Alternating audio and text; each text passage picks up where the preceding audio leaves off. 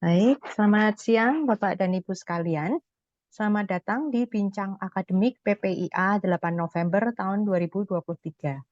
Pada hari ini, topik kita adalah pengenalan data science, metode text mining untuk penelitian yang akan dibawakan oleh Bapak Arga Hananto, SE MBIS.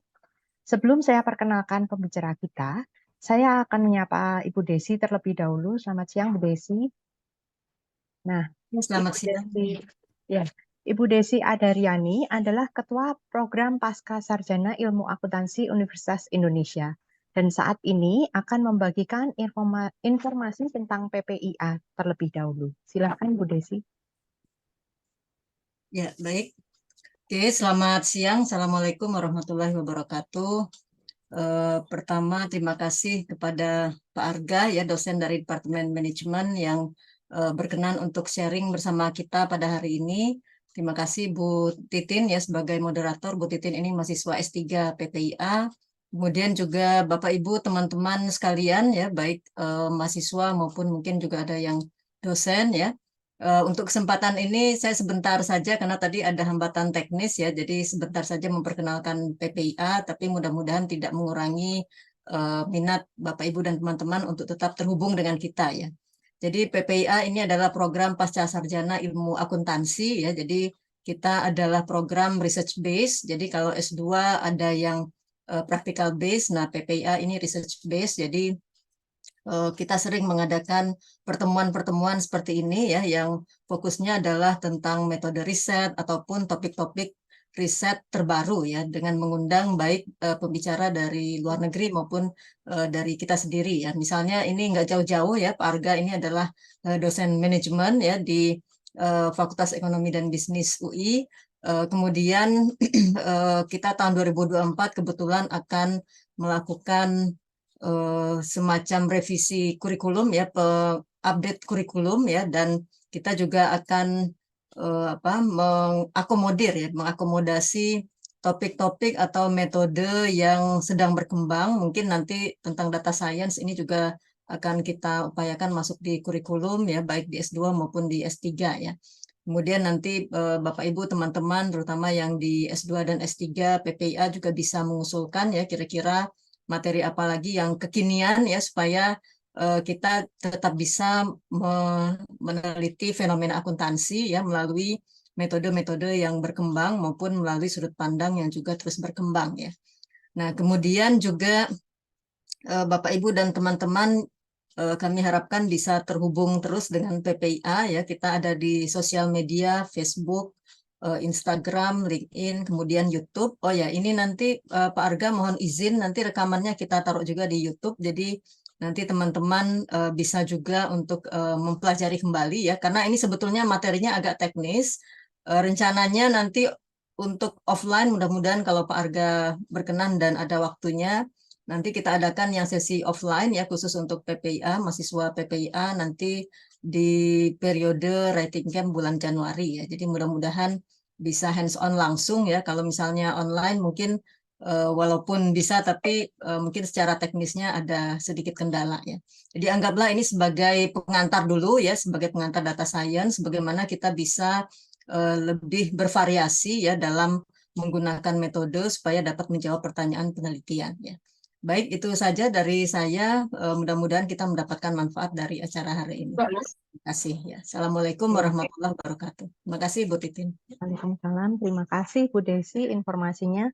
Dan betul Bapak Ibu ya, silahkan terhubung terus dengan PPIA, bahkan join aja gitu ya, suasana akademiknya seru banget. Oke, baik selanjutnya saya akan menyapa dan memperkenalkan pembicara kita pada hari ini. Selamat siang Pak Arga. Selamat siang, Ibu Titin, Ibu Desi, terima kasih. Ya, terima kasih buat kesediaannya hari ini ya Pak, berbagi dengan kami semua. Nah, Bapak Arga Hananto, ini seperti yang sudah disebutkan Bu Desi tadi, adalah dosen di Program Studi Manajemen Fakultas Ekonomi dan Bisnis Universitas Indonesia. Jadi ini kita masih bersaudara banget nih ya, satu rumpun di FEB. Nah, gelar sarjana ekonomi didapatkan dari Universitas Indonesia dan Master of Business didapatkan dari The University of Sydney. Saat ini beliau sedang tugas belajar doktoral pemasaran jalur riset PPIM UI.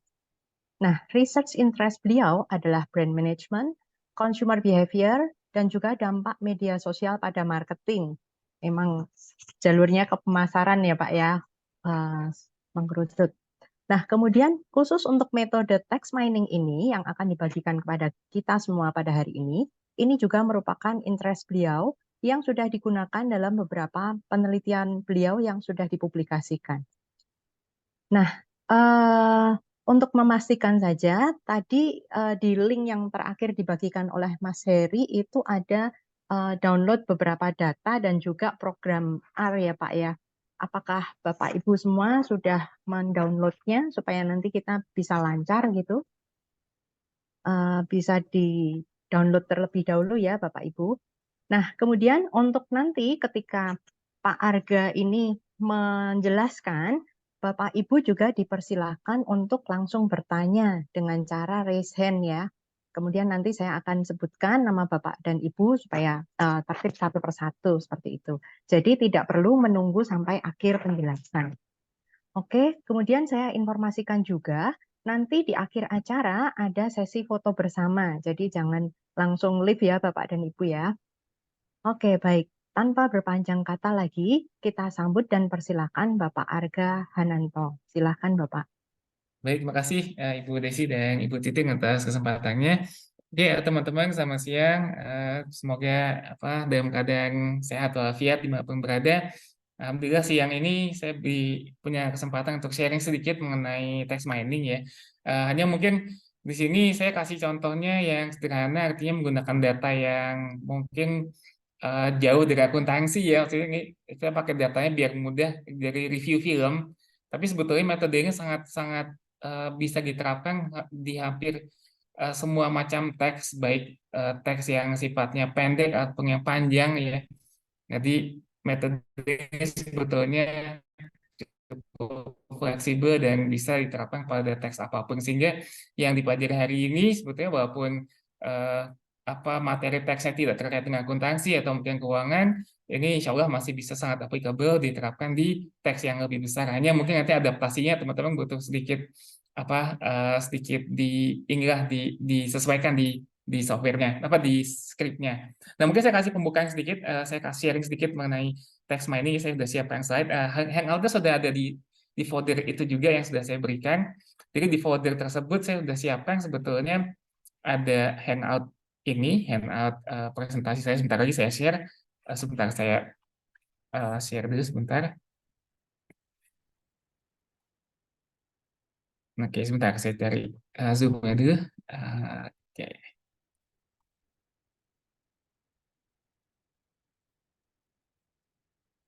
Oke, maaf sebentar. Agak susah saya single screen. Oke. Jadi di slide ini saya sudah siapkan mengenai sedikit paparan singkat mengenai text mining. Jadi text mining sebetulnya ada proses kita menganalisis sekumpulan materi tekstual untuk kemudian mengidentifikasi atau mengekstraksi konsep-konsep dasar dan atau tema-tema yang terdapat di dalamnya. Jadi kalau kita punya dokumen yang banyak beragam, kita kemudian bisa seperti ini mirip seperti metode kualitatif sebetulnya. Kita bisa menggunakan ini untuk mengidentifikasi tema-tema apa yang ada dalam teks. Hanya kalau kualitatif kita murni dari kita sebagai penelitinya yang kemudian mengklasifikasikan teksnya ke dalam kelompok-kelompok tertentu sesuai coding-coding yang kita buat. Di sini di text mining memungkinkan untuk adanya automatic text classification. Tapi tentu nanti ada kelebihan dan kekurangan dari metode ini. Nah, tapi intinya adalah metodenya sangat-sangat bermanfaat jika kita punya data teks yang sangat banyak, yang hampir cukup mustahil jika kita mau menganalisis semuanya dengan metode kualitatif. Mungkin kita punya ribuan halaman dokumen atau punya mungkin ratusan ribu teks tertentu, apapun teksnya, itu sangat memudahkan jika kita gunakan text mining. Nah, kita di sini sifatnya bisa tanpa kita perlu paham dulu deh ketika kualitatif kita kan disarankan untuk familiar dulu dengan konten dokumennya. Nah, kalau di sini di Trustmoney kita bisa ya tanpa kita tahu persis secara mendalam mengenai teksnya apa, kita bisa langsung muncul apa dari situ kita bisa kembangkan lebih jauh mengenai bagaimana mempertajam analisisnya. Nah, jadi di sini teks mining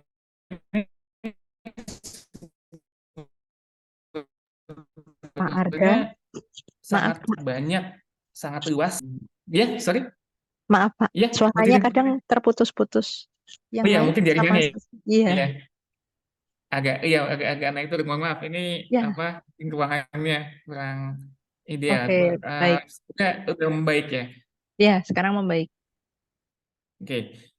Ya, jadi tadi mungkin sebelum putus saya menjelaskan mengenai text mining ini suatu metode yang cukup powerful untuk kita gunakan menghadapi dokumen-dokumen yang jumlahnya sangat banyak. Mungkin ribuan atau ratusan ribu dokumen kita bisa analisis, tentu dengan catatan kita punya hardware yang memadai tentunya ya. Nah, eh, di sini text mining ada sebenarnya banyak tools-nya di dalam dalam text mining ada banyak tools ya. Kita hari ini akan lihat yang sederhana saja, yaitu analisis frekuensi dan eh, salah satu pendekatan untuk sentimen analisis. Jadi kita mencoba untuk memberikan atau menganalisis ketika kita punya suatu teks yang di situ ada potensi valensi, artinya di teks itu mungkin ada eh, sifat positif atau negatifnya, ada kemungkinan orang menyampaikan opini yang positif atau negatifnya, kita bisa gunakan sentimen analisis untuk membantu mengidentifikasi sentimen apa yang ada di dalam teks yang kita punya. Nah, itu nanti yang kita lihat hari ini. Tapi sebetulnya ada banyak ya yang bisa kita kerjakan. Misalnya di mana di dunia eh, computer science ya, kebanyakan menggunakan text mining sebagai salah satu tools untuk memahami atau mendapat gambaran mengenai apa sih sebetulnya faktor-faktor atau kata-kata apa yang mencirikan spam message. Mungkin kita familiar dengan di Gmail kita ada beberapa pesan yang langsung masuk ke spam misalkan. Nah, di balik itu sebenarnya ada semacam metode text mining yang digunakan. Ya, kita juga dalam text mining mengenal ada NLP, Natural Language Processing. Itu juga salah satu istilah yang erat digunakan dalam text mining. Jadi kita nanti mengidentifikasi sebetulnya kata-kata apa sih sebetulnya yang nanti mencirikan suatu pola tertentu yang kita bisa gunakan untuk misalnya melakukan klasifikasi atau prediksi. Contoh tadi memprediksi apakah suatu pesan itu spam atau bukan. Nah, di manajemen, khususnya di pemasaran, kita juga biasanya menggunakan text mining untuk mendapatkan informasi yang penting dari misalnya review produk. Kita bisa tahu misalkan atribut apa yang disukai atau tidak disukai oleh konsumen. Demikian juga dalam hal komplain analisis, misalnya pengelola hotel manajemen bisa memonitor situs-situs seperti TripAdvisor. Di situ ada banyak review, kemudian mengaplikasikan text mining untuk kemudian mengidentifikasi apa sih sebetulnya yang disukai dan tidak disukai orang dari hotel mereka. Nah, itu salah satu aplikasi dari text mining di manajemen atau di pemasaran khususnya. Nah, di pemasaran juga misalnya kita bisa mengidentifikasi linguistic style yang digunakan oleh misalnya influencer misalkan. Dan nanti efeknya ke engagement seperti apa? Apakah linguistik style tertentu punya asosiasi atau punya potensi yang lebih untuk membentuk engagement, misalnya di like lebih banyak, di share lebih banyak, dan di komentar lebih banyak atau tidak, dan lain sebagainya. Nah, di akuntansi mungkin nanti teman-teman bisa sharing ya kira-kira ini potensi aplikasinya kira-kira di bidang apa. Mungkin salah satu yang saya terpikir oleh saya adalah mungkin menganalisis misalnya laporan-laporan misalnya mungkin sustainability report, mungkin di situ bisa mengidentifikasi tema-tema apa yang mungkin biasa dilaporkan di dalam sustainability report oleh berbagai perusahaan, kemudian bisa dibandingkan. Itu mungkin salah satu yang bisa memanfaatkan text mining. Nah, mungkin lanjut lagi. Ini slide-nya tidak banyak, sebentar lagi selesai slide-nya ini. Kita langsung coba ke RStudio. Nah, text mining saya tahap-tahapannya relatif sederhana. Pertama kita mengumpulkan datanya. Jadi kita bukan mengumpulkan dalam arti survei ya. Survei bisa juga sih kalau kita punya data survei yang open ended gitu ya, yang yang kualitatif response gitu, kita bisa juga pakai. Cuma biasanya kita pakai ini untuk menganalisis korpus. Korpus itu adalah kumpulan dokumen dalam jumlah besar. Nah, ini biasanya kita perlu cara tertentu untuk mencarinya. Biasanya pakai scraping ya. Bisa scraping, bisa kemudian atau download misalkan. Misalnya kalau perusahaan-perusahaan publik mungkin punya laporan keuangan yang bisa diunduh dari otoritas gitu ya. Kita bisa kumpulkan dulu, kemudian kita bisa masukkan ke dalam nanti softwarenya untuk dianalisis. Jadi apapun datanya kita bisa pakai, hanya mungkin nanti cara mengumpulkannya tergantung dari datanya. Ada data yang tinggal ngambil, ada data yang kita harus misalnya scraping dulu. Nah, kedua setelah punya datanya kita apakan? Kita pertama melakukan pre-processing. Jadi data text mining ini sebetulnya metodenya tidak susah, hanya yang lama adalah di data cleaning-nya. Setiap dokumen itu biasanya punya nanti ada namanya stop words, kata-kata yang banyak sekali dipakai, cuman nilai informasinya sangat kecil. Misalnya kata-kata seperti kata ganti orang, seperti saya, Anda, kami, atau nama-nama perusahaan. Itu dalam banyak situasi itu tidak terlalu penting, sehingga bisa dihapus. Tapi belum tentu juga dalam seluruh situasi kata-kata ganti tersebut harus dihapus. Misalkan nama-nama orang itu mungkin justru penting kalau kita misalnya menganalisis misalnya keterkaitan antar entitas misalkan. Jadi kita harus memilah kata-kata apa yang perlu dihapus. Makanya text mining ini sebetulnya kalau mau kita kerjakan butuh kesabaran, karena kita harus secara teliti memilah kira-kira kata-kata apa yang akan kita keep dan mana kita buang. Nah, itu nanti ada di step yang 2.2 ini ya. Kita melakukan di sini namanya transformasi dan data cleaning di sini. Step 1 relatif mudah, tinggal memasukkan ke dalam RStudio. Nanti itu cukup mudah, 1-2 langkah saja, hanya yang lama di sini. Nah, kebanyakan step-stepnya sebetulnya yang bisa cepat dikerjakan adalah yang misalnya ini remove white spaces.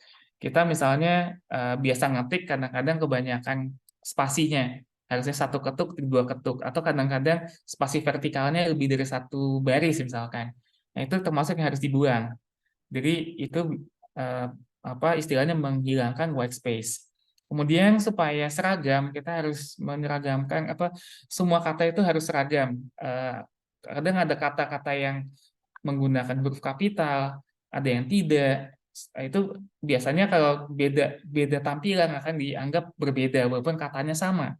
Misalnya kata saya yang saya tulis dengan uppercase semua dengan yang lowercase, itu nanti akan dianggap 2 kata berbeda kalau tidak kita samakan. Maka converting to lowercase ini penting sekali untuk kita kerjakan.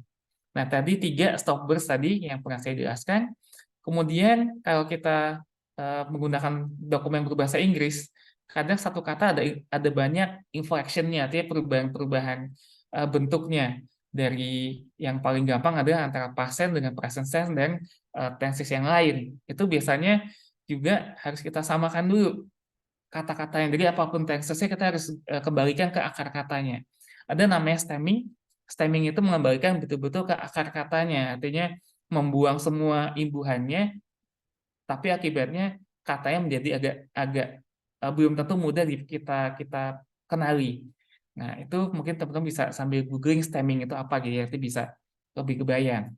Kalematisasi, kita mengembalikan katanya ke akar katanya, tapi masih menggunakan bentuk dasar yang bisa kita kenali. Misalnya seperti yang bentuk dasar present tense yang ada di kamus misalkan, itu contoh lematisasi. Nah, setelah kita lakukan itu semua, kita bisa lakukan analisis ya. Di sini yang diantaranya adalah yang paling sederhana adalah frekuensi atau visualisasi. Kita bisa membuat nanti grafik kata-kata apa paling sering muncul dan lain sebagainya. Itu sangat yang paling sederhana itu. Kedua, kita bisa melihat kata-kata atau frase apa yang sering muncul. Jadi kalau pertama berfrekuensi ini kita melihat sebenarnya kata yang sering muncul ya. Biasanya kalau kita konotasinya word itu adalah single word ya, satu kata saja gitu. Padahal ada banyak kondisi kita butuh namanya frase. Ada hal-hal yang sifatnya lebih deskriptif jika dalam bentuk frase. Itu namanya bigram dan trigram. Maksudnya sebenarnya istilah yang lebih tepat ya n-gram. Jadi bisa ada 2, 3, 4, 5. Kita bisa membuat kombinasi lebih dari 2 kata ya, yang nanti bisa kita lihat mungkin ada yang bisa kita ambil dari situ untuk kepentingan riset kita. Terus juga ada word co-occurrence, ada kata-kata yang muncul bersamaan. Misalnya kita pengen meneliti mengenai atau kita ingin membuat semacam literatur review, kita bisa membuat namanya word co-occurrence. Kita mengumpulkan sejumlah jurnal, kemudian kita text mining, kita bisa lihat kata-kata apa yang atau frase-frase apa yang biasanya sering digunakan bersamaan. Nah, itu nanti akan memberikan kita semacam gambaran mengenai, oh topik ini kira-kira sering sering dengan topik ini. Nah, nanti kita mungkin bisa misalnya cari research guide-nya, ya mungkin bisa berandai-andai kayaknya ada topik ini kayaknya belum muncul dengan topik ini nih, kita bisa identifikasi dari situ. Nah, ini bisa kita lakukan juga. Kemudian yang cukup lanjutannya ya, kalau A dan B ini relatif sederhana, dia hanya basisnya semacam frekuensi analisis. Yang ketiga ini lebih membutuhkan metode yang lebih advance sedikit gitu ya. Nah, di sini ada sentiment analysis yang kita coba hari ini. Ada juga topic modeling. Topic modeling itu semacam cara mengidentifikasi tema dari beberapa dokumen atau dari satu dokumen besar, kita bisa lihat temanya apa saja. Itu namanya topic modeling. Ada variasi, ada banyak sekali topic modeling, ada macam-macam ya. Nanti tapi kita mungkin kapan-kapan bisa coba salah satu dulu, dan baru kita berkembang ke yang lain.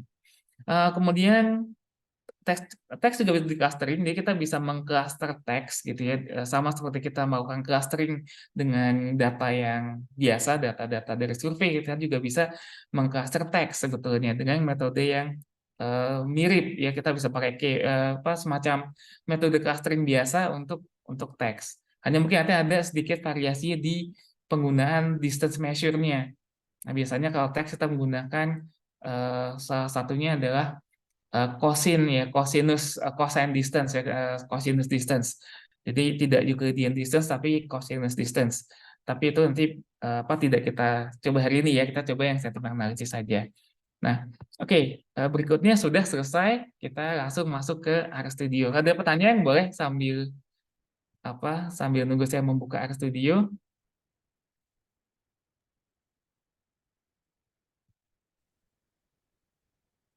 Oke, nah langkah berikutnya kita pengenalan dulu mengenai RStudio-nya. Jadi, sorry, saya lupa bilang ke Bu Desi, di folder itu sebenarnya ada yang harus dilihat dulu, yaitu instruksi ya. Mungkin instruksi untuk teman-teman lihat ya. Mungkin kalau teman-teman sudah sempat browsing sebelumnya, bisa mendapati ada file namanya instruksi untuk menginstal R dan RStudio. Nah, semoga teman-teman sudah sempat kerjakan ya, sehingga bisa udah langsung bisa coba jalanin ya. Kalau belum ya mungkin agak kelamaan untuk install kemudian setting-setting R-nya. Jadi di sini kita sih menggunakan software R. R itu adalah software statistik yang kita gunakan. Hanya interface-nya kita pakai RStudio. Jadi ada dua software di sini yang kita pakai secara bersamaan. Tapi kita hanya melihat satu di sini, yaitu R-nya saja. Di background sebetulnya dia menggunakan engine-nya adalah R. Nah, R ini adalah suatu software yang sifatnya modular. Kita bisa pakai R untuk semua analisis statistik yang kita tahu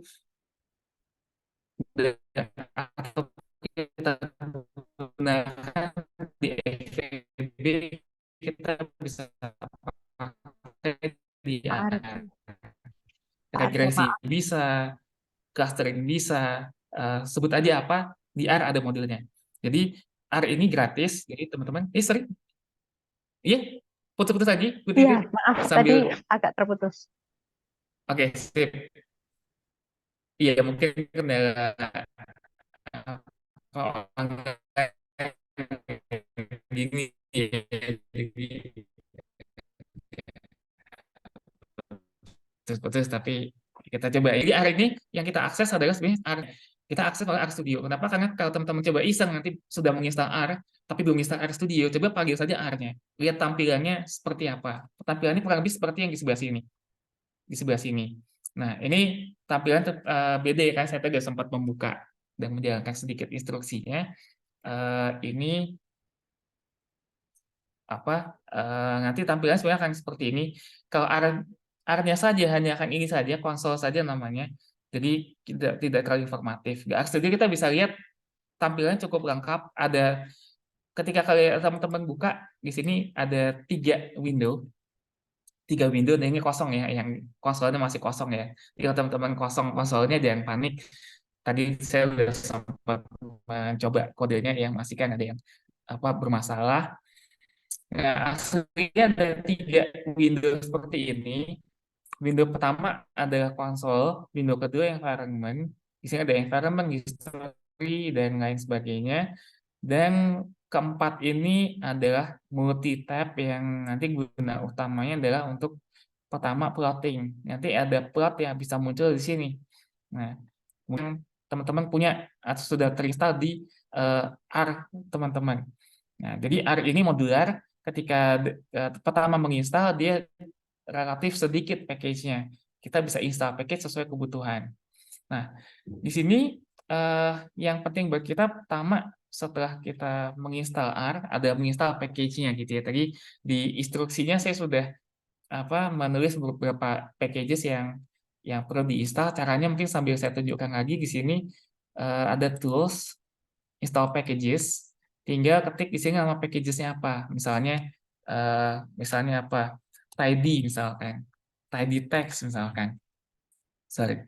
Tidy text. Nah, ini tinggal diketik saja kalau sudah muncul di sini di bawah semacam clue-nya atau aid-nya, klik saja kemudian install. Itu aja sih sebetulnya, nanti dia akan menginstal sendiri. Kalau sudah bisa menginstal yang lain lagi, lanjut lagi yang lain. Itu. Nah, oke, kita buka dulu. Yang pertama kita buka ininya dulu, namanya script ya. Teman-teman bisa open file. Open file di sini saya udah setting namanya working directory saya di folder untuk kegiatan kita. Cuma kalau teman-teman masih masih standar, biasanya dia akan menunjuk ke dokumen ya, ke C dokumen atau ke folder dokumen, pokoknya di manapun lokasi di drive apapun. Nah, teman-teman bisa navigasi sampai ketemu folder yang isinya dokumen kegiatan hari ini. Jadi file-file hari ini kalian bisa navigasi di komputer kalian. Kemudian cari di sini namanya aktivitas pertama. Oke. Nah, kita coba buka yang pertama, importing data, script importing data and exploration.r. Nah, ini kita coba dulu buka. Nah, ini membuka script. Script ini sebetulnya adalah sekumpulan sintaks yang sudah kita tulis terlebih dahulu sebelum kita eksekusi. Kalau teman-teman sudah misalnya hafal luar kepala sih bisa langsung ngetik di sini di konsol. Saya ngetik di luar kepala mau ngapain ya, bisa ketik di konsol, tapi ini baris per baris kalau di konsol. Jadi sangat tidak enak ketika teman-teman melakukan riset yang sifatnya membutuhkan analisis yang berjenjang atau bertahap, dari pre-processing hingga kemudian nanti analisis apa dan apa. Jadi sangat tidak enak. Jadi kita pakai script. Nah, ini setelah dibuka script ini teman-teman bisa lihat ada yang hijau, ada yang biru, ada yang hitam. Nah, yang hijau ini kenapa hijau? Karena ada lambang hash, ada simbol hash yang saya pakai. Saya tuliskan di depan tulisannya. Hash ini dipakai untuk membuat kode apapun yang tertulis di sini tidak dieksekusi oleh R. Jadi kalau teman-teman mau bikin notes seperti saya ini, saya ini menggunakan hash-nya untuk membuat notes untuk teman-teman biar dapat sedikit panduan mengenai ini sebenarnya apa. Nah, jadi ini ketika kita gunakan hash dia menjadi hijau. Ketika hijau dia nggak bisa kita run. Kita klik run ya dia gini aja, cuman mencetak ulang tulisan kita di sini. Nah, oke, jadi ini yang ada hijau ini aman, ini tidak akan tereksekusi. Teman-teman bisa pakai untuk bikin notes atau membuat apa, terserah teman-teman mau pakai buat apa yang tidak dieksekusi. Atau mematikan kode, ini saya kode yang saya jalan kalau saya lepaskan hash-nya. Ya, ini bisa juga untuk mematikan kode tertentu yang kita nggak pengen dieksekusi kalau misalnya kita lagi pengen kadang ke kodenya udah lengkap, kita pengen tinggal makan dulu, ya tinggal kita blok semua aja, kemudian kita run. Ini nanti teman-teman bisa tinggal makan, ngapain, nanti udah selesai, hasilnya ada di konsol. Jadi kadang-kadang ada kode yang ya kita nggak mau itu di run, jadi makanya kita bisa matikan dengan hash. Oke, kemudian Oke, ini apa Mbak Hanik, ini seperti Stata ya mungkin ya, saya belum pernah pakai Stata sih kebetulan. Jadi apa kurang lebih konsep script biasanya juga dipakai di software-software lain yang menggunakan sintaks ya, sintaks interface ya. Sangat mungkin ini mirip Stata, hanya mungkin nanti di instruksinya akan sedikit berbeda ya mungkin ya, karena perbedaan bahasa yang digunakan. Oke, nah kita gunakan dulu pertama konsol sebelah kanan. Kalau sudah kita buka scriptnya, kita masukin datanya. Kita pakai import dataset aja. Jadi ada cara, lebih dari satu cara ketika pakai R, teman-teman ada banyak cara untuk mencapai suatu objektif yang sama. Misalnya masukin data. Kita bisa pakai ini, cara gampang di sini. Cara yang lebih jelimet ada di sini, pakai sintaks. Makanya kita saya matikan. Karena ini cuma pakai buat nyontohin, kalau mau masukin data pakai sintaks, gini caranya, nanti saya akan jelaskan.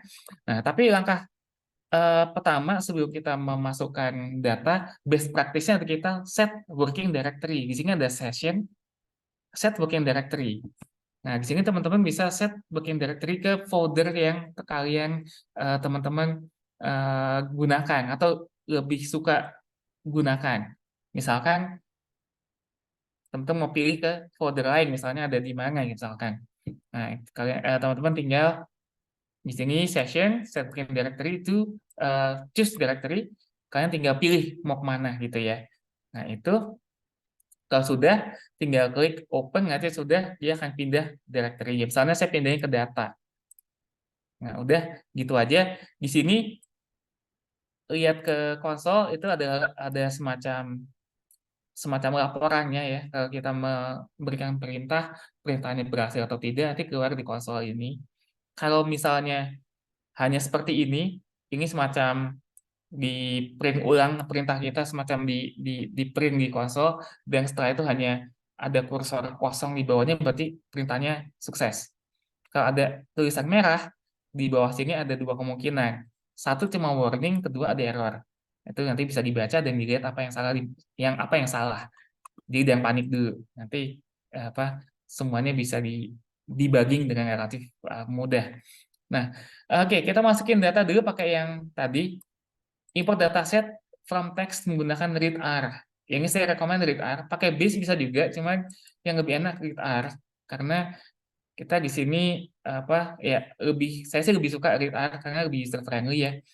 Kita bisa di sini browse dulu filenya di mana. Saya mau Lion King, kita mau pakai lionking.new, lionking_new. Tinggal pilih terus klik open. Nanti tunggu dulu sebentar, ada previewnya. Ini previewnya seperti ini, berarti sudah benar. Sudah benar. Jadi data CSV, separated value, jadi teman-teman bisa saya ulang lagi. Import dataset kalau datanya CSV gunakan from text. Kalau Excel.xls atau Excel.sx pakai Excel. SPSS pakai ini, SAS pakai ini, Stata pakai ini. Jadi sudah relatif, tinggal disesuaikan aja teman-teman datanya dalam format apa. Termasuk TXT. Kalau teman-teman ngumpulin datanya dalam bentuk notepad, TXT. Itu juga pakai ini juga bisa. Nah, jadi kita buka ini. Lion King new CSV. Nah, CSV, separated value. Tapi tidak semua separated value pemisahnya koma. Kadang-kadang ada yang pemisahnya semikolon, tab, white space, atau yang lain. Jadi teman-teman cek dulu data teman-teman pemisahnya apa. Maksudnya pemisah antar kolom. Ya. Jadi CSV ini ibaratnya dia menyimpan data yang sifatnya tabular tapi dia simpan dalam bentuk yang lain gitu ya. Jadi dia bentuk lebih ringkas. Hanya dia menggunakan simbol-simbol tertentu untuk ngasih tahu mana yang kolom, mana yang baris. Jadi di sini dia menggunakan koma. Nah, kalau misalnya teman-teman pilih semikolon misalnya, nanti dia jadi seperti ini. Ini salah. Ini kalau seperti ini indikasi bahwa teman-teman belum menggunakan delimiter yang tepat. Jadi itu yang harus diingat. Delimiternya apa? Kebetulan kita punya koma, jadi udah langsung benar. Kalau teman-teman kebetulan delimiternya semikolon, nanti pasti tampilannya aneh seperti ini, seperti yang nanti muncul ini. Jadi harus dirubah ke yang tepat. Ya coba-coba aja, nanti akan ketemu yang mana, yang benarnya yang mana. Oke, ini pertanyaan dari Pak Muhtad Fadli. Iya, ke PDF nanti ininya ada caranya untuk membaca PDF. Jadi nanti kalau punya PDF kita ada nanti fungsi untuk baca PDF. Cuma hari ini kita belum coba ya karena kita mulai dengan gampang dulu. Nanti kapan-kapan bisa coba yang pakai PDF. Tapi pakai PDF nanti biasanya data cleaningnya juga lebih lama atau lebih rumit karena nanti ada banyak eh, kotorannya, artinya apa ya, ketika dari PDF itu dibaca biasanya tidak bersih, kadang-kadang ada yang banyak yang nyambung-nyambung lah atau ada simbol-simbol tertentu. Jadi betul ada treatment khusus yang harus kita lakukan gitu. Jadi bisa langsung masukin ke R, tapi habis itu pas menganalisis harus kita pre-processing agak lama gitu ya, Pak Muhtad Fadli. Oke, mungkin itu jawabannya. Nah, kita langsung masukin aja, teman-teman, kalau udah gini import aja. Oke. Nah, sudah nanti muncul di sini. Ini gunanya yang kanan ini, environment ini menampilkan objek-objek yang kita punya.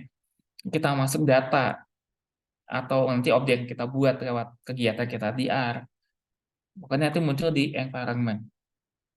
Nah, kalau teman-teman tadi perhatikan di sini ada kode, ada sintaks. Ini bisa teman-teman copy paste ke script atau ke konsol, ini bisa dijalankan, gitu ya. Nah, tinggal nanti teman-teman. Jadi sebetulnya kalau teman-teman lihat yang kode di baris yang saya punya ini, baris ini saya tahunya dari mana? Saya mengadaptasi kode dari yang tadi, dari tempat ini, dari sini, gitu ya. Jadi ini saya bisa tinggal dipindahin. Ini kan masih nol ketika kita masukin ada filenya, dia kebaca ininya nih. Nah, ini tinggal copy paste saja. Jadi next time teman-teman bisa langsung main sintaks aja ketika masukin data. Dengan catatan datanya ada di working directory teman-teman. WD teman-teman, working directory. Oke, langsung aja kita lihat. Ini udah langsung kebuka. Ini data kita. Reviewnya ada 525 review mengenai Lion King yang live action ya, yang bukan kartun, yang bukan animasi. Nah, kita lihat nanti mereka bicara apa aja sih mengenai Lion King ya. Nah, oke, ini udah kebuka, tapi kalau kita tutup, mau buka lagi gimana? Caranya ada dua, satu klik ini, dua kita bisa pakai sintaks, run aja, ini akan buka. Oke, bisa coba-coba aja. Nah, berikutnya baris 16 sampai 23 di layar saya ini adalah beberapa fungsi untuk memeriksa struktur dari data frame atau objek yang ada di environment. Misalnya STR. STR ini structure ya, teman-teman, biar gampang ingatnya, structure. Structure dari data frame-nya ini apa sih sebetulnya? Jadi di sini mungkin pusing lihatnya, tapi sebetulnya dia cuma bilang, ini data frame. Data frame itu istilah ya, kayak format data tabular kayak Excel gitu, data frame. Di R istilah data frame. Kemudian di sini ada kolom-kolomnya apa aja namanya, ada nomor, ID, review. Kemudian ada contoh dari nilai-nilai dalam setiap kolom tersebut. Oke, kemudian bisa kalian coba aja ini efeknya seperti apa. Jadi ketika kita gunakan R, salah satu tips and triknya adalah kita jangan langsung run semua, lakukan per baris dan lihat apa yang terjadi. Jadi itu cara yang cepat untuk kita belajar, oh ini fungsinya apa. Kita nggak butuh untuk hafal luar kepala. Saya juga nggak hafal luar kepala ini mau pakai apa. Ini fungsinya ini apa. Cuma biasanya saya eh, lihat contoh, kemudian kita bekerja dari situ. Kita lihat, oh ini fungsinya untuk ini. Jadi tidak usah harus mikir dari scratch. Biasanya kita bisa gunakan existing syntax, jadi kita bisa tiru saja. Oke, head buat apa? Head buat menampilkan informasi yang sama seperti di sini, cuma dalam konsol. Kemudian ini defaultnya ketika kita pakai head, dia cuma 6 baris. Kalau mau lebih dari 6 baris, bisa nggak bisa, tinggal kita mainkan aja di sini. Ada N-nya kita ganti, misalnya N-nya 20, juga bisa kita run.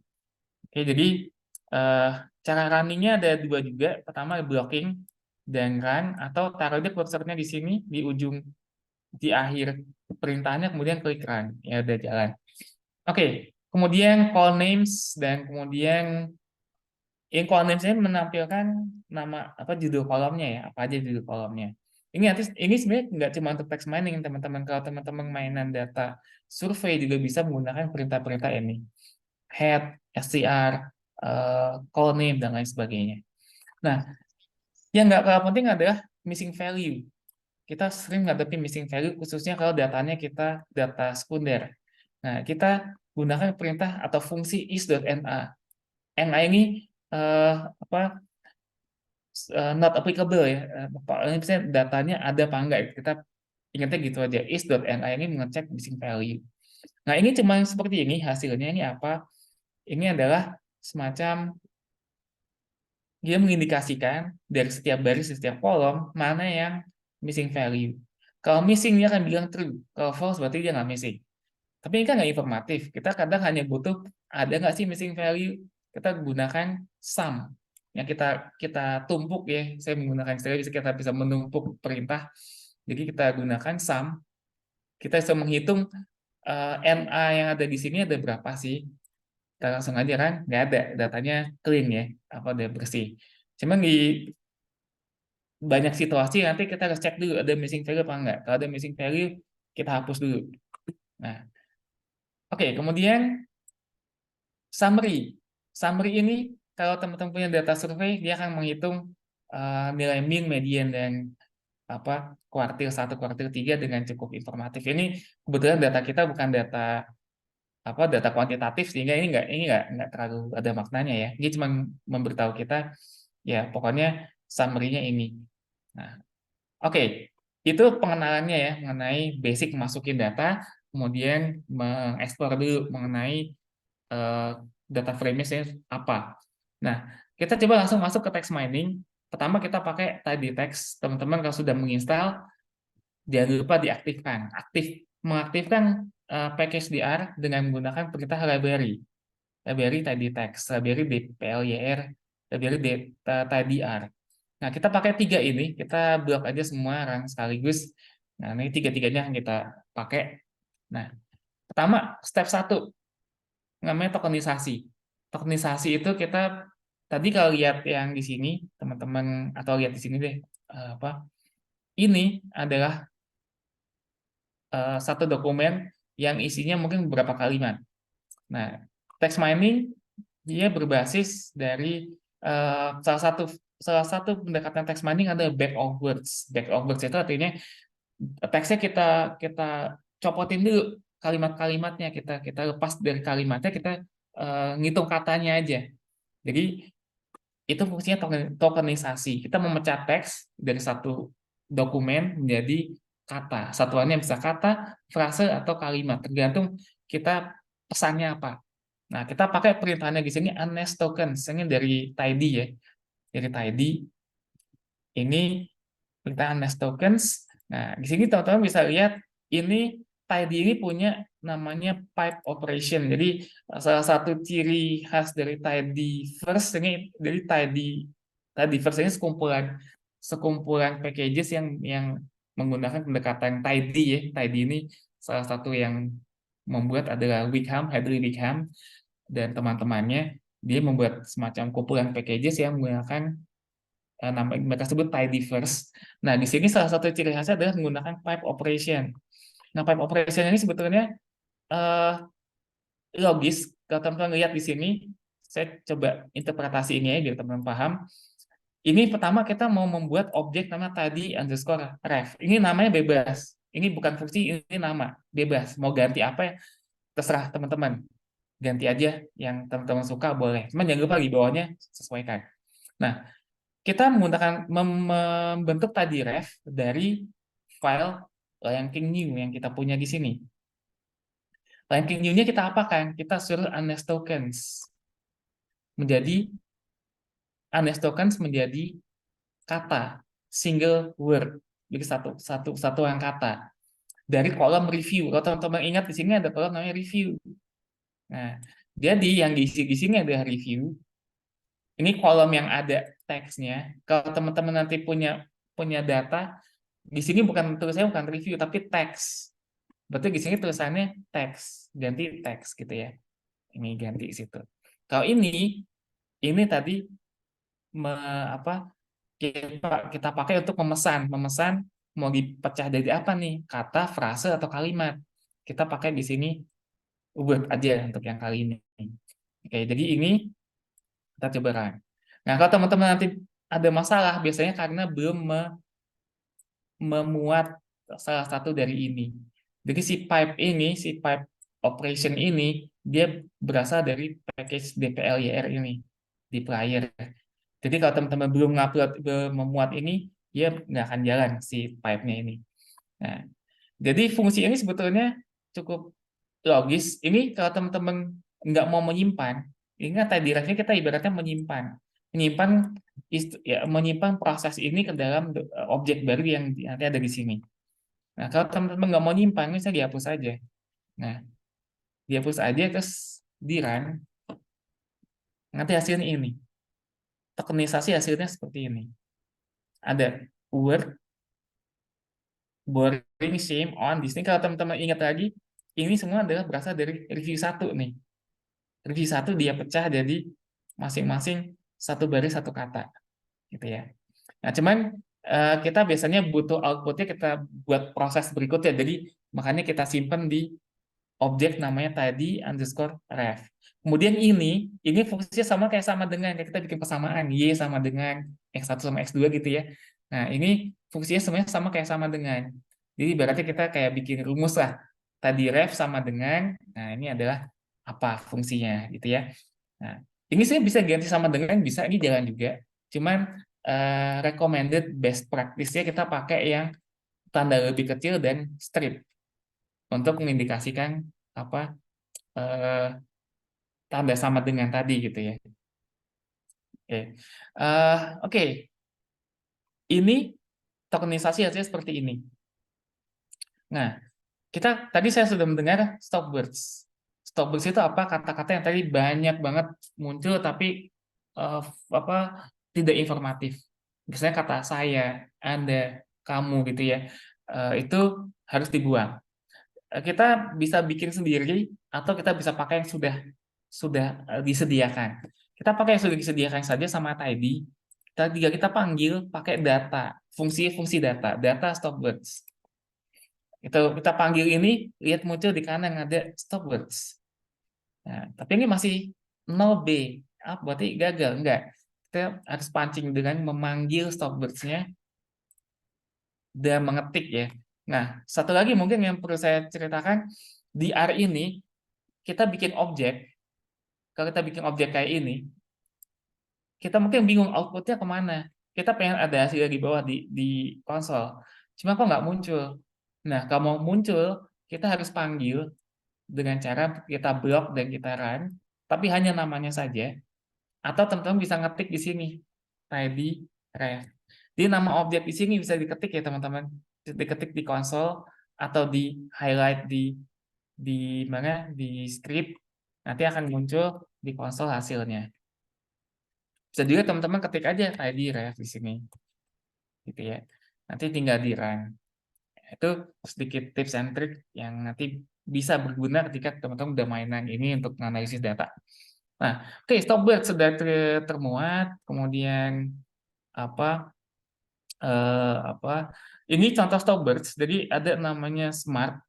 Ini bukan Smart pintar, tapi ini ada kepanjangannya. Saya lupa apa tadi, sudah sempat browsing teman. Ini kayaknya berasal dari studi seseorang juga mengenai information retrieval ya.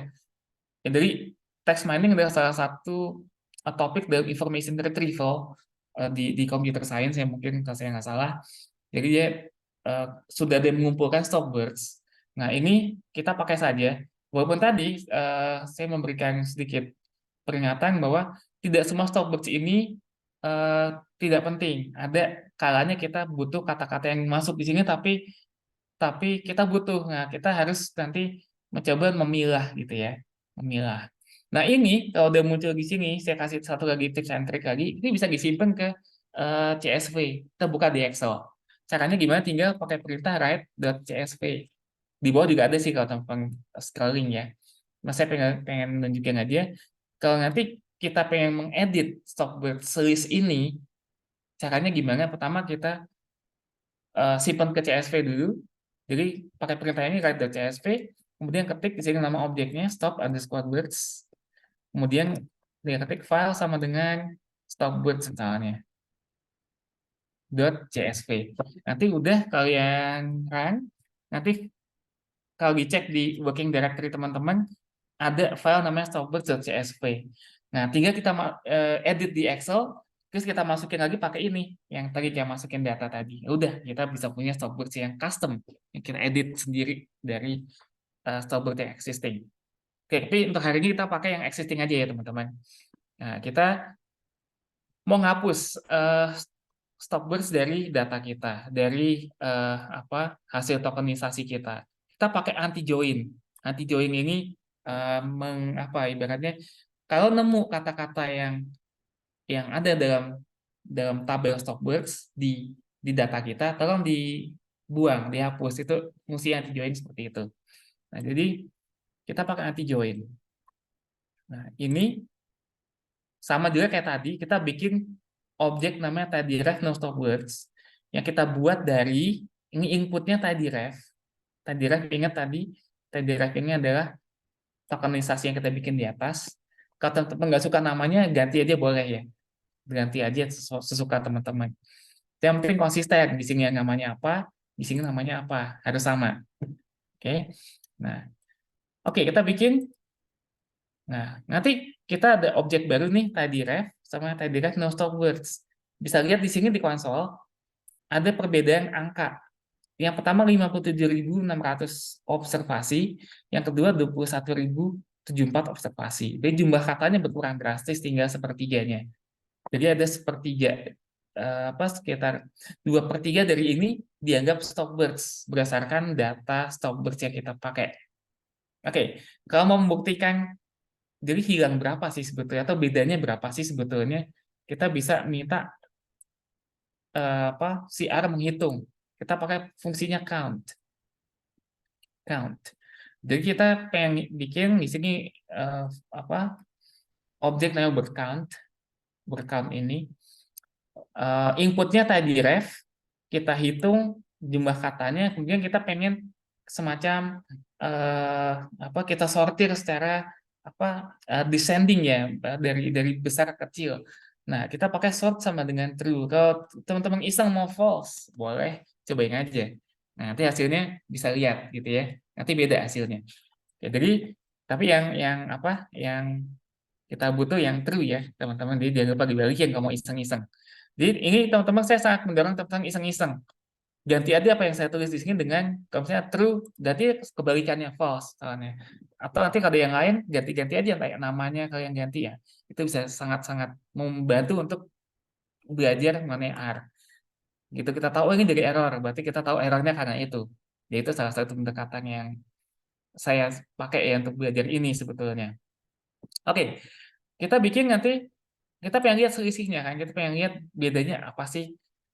Nah, kita bikin di sini ada dua objek. Pertama, kita ngitung jumlah kata di tidyRef sama tidyRef no Stopbirds. Kemudian kita coba bikin tabel pakai fungsi table namanya table. Jadi teman-teman kalau mau belajar tinggal Misalnya googling aja tidy, ya text mining with tidy text, nanti ada nanti bahannya lengkap, bisa belajar sendiri. Nah, oke, ini nanti kelihatan di sini. Sebenarnya sama aja kayak kita lihat di sini sih. Cuma kalau teman-teman pengen cara lain, ada ini caranya. Oke, udah. Kita pengen lihat kata-kata apa yang paling eh, banyak setelah kita buang stopwatch-nya. Oke, dapat ini. Oke. Misalnya kan teman-teman baru dapat file ini hari ini ya. Jadi dari sini aja kira-kira kebayang nggak? Ini dokumen tentang apa? Oh, ini bicara tentang film nih. Filmnya apa? Sepertinya Lion King. Ada kata Lion sama King gitu kan. Nah, kemudian kalau teman-teman pengen lebih banyak lagi, ini kalau eh, walaupun kita pakai di sini 100 ya, tapi tampilnya tetap aja cuman paling banyak 10. Kalau pengen pengen lihat lengkapnya bisa dibuka di sini ya, top words di sebelah sini. Nah, ini udah sebetulnya hasilnya. Misalnya kita ngetik, udah kita laporan apa yang bikin bagian deskriptif analisisnya. Kata-kata apa yang paling banyak muncul di data kita. Kita tinggal kayak tadi, kalian pakai yang ini. Save write CSV nih. Write CSV. Write CSV-nya teman-teman pakai untuk mengekspor top words ke CSV. Jadi sama, kalau teman-teman mau nyoba sendiri boleh. Jadi write.csv, kemudian tinggal di sini diganti aja di sini top words, nama filenya diganti jadi top words.csv. Nanti hasilnya ada di Excel, teman-teman tinggal buka di Excel, copy paste ke Word, udah nanti bisa tinggal dikasih interpretasi di papernya. Nah, oke, ini kalau teman-teman pengen tahu sebetulnya ini perintahnya apa, pokoknya kira-kira ya, ini perintahnya adalah kita suruh menghitung jumlah kata dari sini, dari objek ini, ya, secara descending, kita sortir dari besar ke kecil gitu ya. Kemudian di situ nanti kita cuma minta 100. Kalau teman-teman pengen cuman 10 ya, ini jadi 10 gitu ya. Kalau pengen 50 ya jadi 50, jadi terserah teman-teman ya. Nah, terus udah, nah nanti keluarnya seperti yang ini. Oke, semua lancar, ada pertanyaan mungkin? Kalau ada pertanyaan langsung aja ya. Oke, itu sudah teman-teman. Berikutnya, tadi kan cuma satu kata nih. Ini nggak terinformatif sebetulnya kan. Kadang-kadang kita butuh butuh namanya frase. Tadi saya bilang kita kata-kata butuh frase. Kita bikinnya gimana? Tinggal seperti ini. Sama. Cuman kita minta bigram. Bigram. Sebentar. Sedang drop ininya. Oke. Jadi di sini kita tinggal spesifikasinya beda kalau tadi Word, sekarang kita di sini pakai di sini token sama dengan n-gram, n sama dengan 2. Kalau mau lebih dari 2 tinggal ganti aja n-nya berapa, mau 3, 4, 5, bisa keluar semua. Cuman semakin banyak n-nya tentu akan semakin ya memusingkan gitu ya buat kita. Jadi tergantung kebutuhan saja sih sebetulnya. Jadi mungkin bigram atau trigram paling banyak sih deh memadai. Oke, kita coba bikin bigram. Oke. Nah, ini bagian ini fungsinya untuk membuang yang missing ya. Kalau ada missing carry itu jangan dimasukin. Jadi kalau ada bigram yang nggak ada pasangannya ya jangan dimasukin. Jadi itu fungsi filter. Nah, kemudian kita pengen lihat hasilnya. Ini kenapa kayaknya nggak ini banget, nggak informatif banget. Nah, karena pada dasarnya cuman bigramnya saya dia cuma sebetulnya memasang-masangkan kata-kata yang muncul berurutan, consecutive words gitu ya. Kalau teman-teman lihat di review aslinya, kata-kata kata-kata yang muncul di sini si the original ini pasti ada di kalimat di atas. Ya. Nah, makanya kita harus menghapus lagi stop words-nya. Kita hapus lagi. Tadi udah dihapus, kenapa dihapus lagi? Karena beda. Kita yang tadi itu nggak nyambung sama yang ini gitu ya. kita biasanya mengambil data yang masih asli, yang belum kita hapus belum kita hapus stopwords-nya. Kemudian ngapusnya gimana? Kita pisahin dulu, kita separate dulu bigramnya menjadi nanti bikin tabel lah, ada dua kata satu, kata dua gitu ya. Nah, teman-teman kalau ini nggak muncul, pengen lihat hasilnya, tinggal di blok dan ya. Ya tadi saya sempat bilang. Nah, ini jadi gini, boring, same, on. Nanti setelah kita pisah, kita bisa menghapus kata-kata yang ada dalam stop words. Kita pakai perintah filter. Ini, filter. Jadi dari bigram separated kita bikin di atas, ini kita filter kata-kata yang ada di setiap kolom word ini, word 1, word 2 ini yang terdapat di tabel stop words. Jadi kalau ada dia muncul di tabel stop words, dihapus, difilter, atau maksudnya jangan dimunculkan lagi di output ini, gitu ya. Nah, kalau teman-teman ingat R ini kebanyakan kasusnya adalah nanti kita membuat sintaks yang sekuensial, teman-teman. Jadi kalau teman-teman lihat di sini di job separated kita bikin di atas, di bawah dari input. Buat perintah berikutnya. Jadi teman-teman mesti jeli nih ketika mempelajari ini, ya lihat kaitan antar barisnya ini isinya sekuensial atau independen. Ya, ini nanti juga akan paham sendiri sih. Ini nggak usah dipusingkan. Kerjain aja dulu, coba dulu, nanti akan paham sendiri pelan-pelan.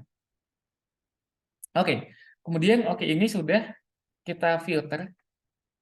Kemudian kita lihat hasilnya.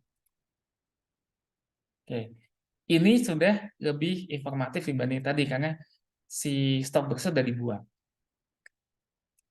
Nah, oke, kita coba hitung. Salah satu fungsi dari text mining adalah menghitung. Ya, kita melaporkan sebenarnya frekuensi kata. Di sini kita lihat, nah ini hitungannya seperti ini. Fungsinya count, ya count. Nah, di sini mention yang ada mengenai satu judul filmnya. Kedua, dia menyebut filmnya live action. Nah, biasanya kalau teman-teman familiar dengan review apapun, biasanya di situ ada bagian si reviewernya menceritakan apa yang dia review. Jadi dia ada tentang fitur-fitur produknya biasanya akan dia sebut. Nah, ini tercermin di sini. Termasuk kalau ini film, maka biasanya nama aktornya akan muncul. Nah, jadi kalau nanti kita butuh namanya name entity recognition, input ini kita tandain, kita catat, nanti kita bisa bikin dictionary, ya, mana nama-nama yang mau kita pisahkan, kita mau keep hanya nama-nama saja misalkan, itu bisa. Jadi ini bisa kita telah, kita lihat, catat, nanti kita bisa buat dictionary. Kalau misalnya kita tertarik mengidentifikasi nama, entah nama perusahaan, orang, atau apa. Nah, oke, ini setelah itu, ini kan masih terpisah. Kita gabung lagi dengan menggunakan unite. Unite, kemudian kita hitung lagi. Nah, seperti ini. Hasilnya saya sama kayak di atas, hanya ini sudah digabung. Oke, ini kira-kira isi dari review film kita. Di sini bahas mengenai apa? Tentang filmnya, mengenai aktornya, kemudian mengenai atribut-atributnya di sini. Misalnya visual effect gitu ya. Kemudian fotorealistik ya, kalau ingat Lion King yang remake-nya kan binatangnya kan betul-betul kelihatan asli gitu ya. Nah, oke, terus kita bisa apa dengan bigram?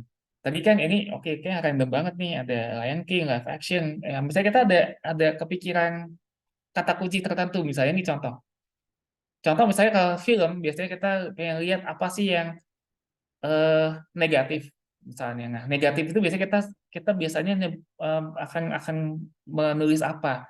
Biasanya kita menyebut misalnya menggunakan kata bad, misalnya bad movie, bad acting, bad effects atau apa gitu ya. Kita gunakan di sini buat satu bad. Nah, kita coba input ini, nanti kita lihat perintah ini hanya akan menghasilkan kata-kata yang muncul bersama dengan bad. Bad review, bad movie, bad acting, seperti itu. Ini karena datanya cuma sedikit, cuma 600 ya, frekuensinya cuma segini gitu ya. Nah, kalau teman-teman mau eksperimen, coba cari yang lain apa. Jadi dari yang atas teman-teman misalnya voice misalnya, gantinya voice atau apa. Teman-teman bisa eksperimen sendiri, ganti aja, nanti lihat hasilnya apa. Oke, berikut visualisasi.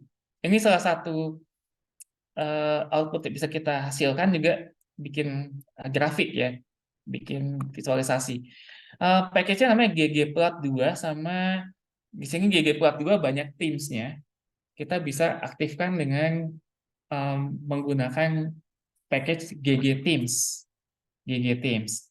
Nah, ggteams ini nanti akan bisa membuat atau mempercantik hasilnya. Nah, pertama kita lihat dulu di sini plottingnya, gimana caranya plottingnya. Ini sebetulnya blok ini. Coba aja dulu dikerjain, kita run. Nah, teman-teman kalau pengen pakai langsung dengan data teman-teman bisa ya, tinggal ganti aja misalnya di sini apa input datanya di atas, kemudian judulnya diganti. Ini bisa. Nah, tentu dengan catatan input filenya mirip dengan input file kita ini ya. Nah, oke, terus kalau tanya plotnya di mana? Kok nggak ada? Ya kayak tadi. Kalau kita simpan plotnya di objek namanya myplot, kita harus panggil lagi dengan cara kita run. Nah, seperti ini. Oke, ini satelit tips-and-trick kalau jelek kayak gini tampilannya bisa geser-geser. Nah, kalau masih belum kelihatan bagus, coba di-run sekali lagi dengan kondisi sudah digeser. Nah, oke ini masih belum juga. Nah, ini biasanya kita bisa mainkan dengan merubah ukuran teksnya. Di sini kita ini kan apa nempel-nempel nih. Kita kecilin aja teksnya biar lebih muat misalkan. Di sini kita tinggal ganti size sama dengan misalnya 4 misalkan.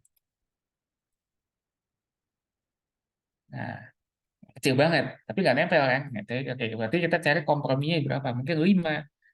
Nah, oke, itu sedang dicoba. Nah, teman-teman bisa nanti dapat. Ini visualisasinya. Paling banyak katanya ngomongin movie.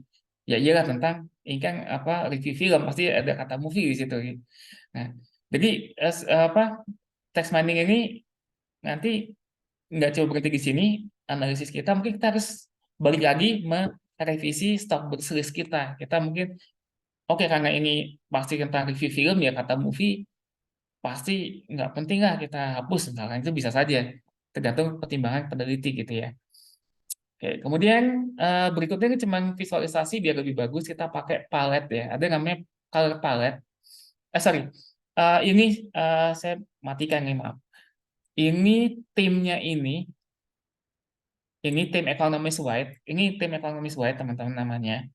Kalau teman-teman nggak mau tim economist wide, bisa diganti dengan misalnya ini saya udah kasih contoh nih, tim Tufte misalkan. Ini teman-teman bisa copy paste, ganti aja ke sini. Terus di-run ulang. Tampilannya akan beda. Lihat beda kan? Nah, terus kalau pengen lihat yang lain lagi, bisa ke sini saya kasih link. Nah, ke sini teman-teman bisa lihat tipsnya apa aja namanya. Tinggal teman-teman ganti nama tipsnya di sini. Udah kayak gitu. Nah, terus satu lagi yang penting, ini N lebih besar dari 2 ini, saya menampilkan kata-kata yang muncul minimal 2 kali. Jadi pokoknya lebih dari 2, dia akan muncul di list ini. Apa yang lebih sedikit lagi listnya, misalnya hanya muncul 10 kali. Ganti aja dari N lebih besar dari 10. Nanti dapatnya berapa kata, N lebih sedikit gitu ya. Nah, seperti itu. Nah, oke. Terus berikutnya workout. Workout ini kita bisa pakai library workout atau workout 2. Kita pakai yang pertama dulu, workout 1. Di sini ada palet 1, palet 2. Kita bisa specify warna apa mau kita pakai. Ini saya kasih contoh, palet 1 ini warna-warna gelap, dark. Ini 8 ini maksimum warna yang bisa ditampilkan. Kita pengen maksimumnya ngikutin maksimum yang dia punya, atau maksimumnya kita pengen tetapin sendiri. Misalnya cuma cukup 5 warna aja. Nah, dia bisa sampai 8, kalau saya nggak salah sampai 8. Kalau pengen lihat pilihannya apa aja, ketik aja ini. Di sini ada brewer file info di konsol. Ini tinggal teman-teman ketik atau copy paste saja ke konsol. atau ditaruh di mana, di script nanti bisa. Ini pilihannya teman-teman bisa bisa ganti. Ini misalnya BRBG, kalian bisa ganti di sini, gitu ya. Kemudian pastel 2, gantinya di sini gitu ya. Nah, itu kira-kira begitu. Oke, terus berkat kayak apa tampilannya? Kita coba pakai palet 1 dulu aja. Kemudian kalau teman-teman mau iseng, nanti ganti di palet, di bawah palet 2-nya. Kalian ganti palet 2.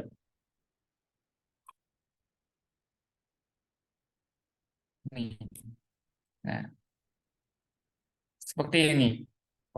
Nah, ini kayak tadi kalau tampilannya masih kurang besar, teman-teman geser-geser aja ininya ya.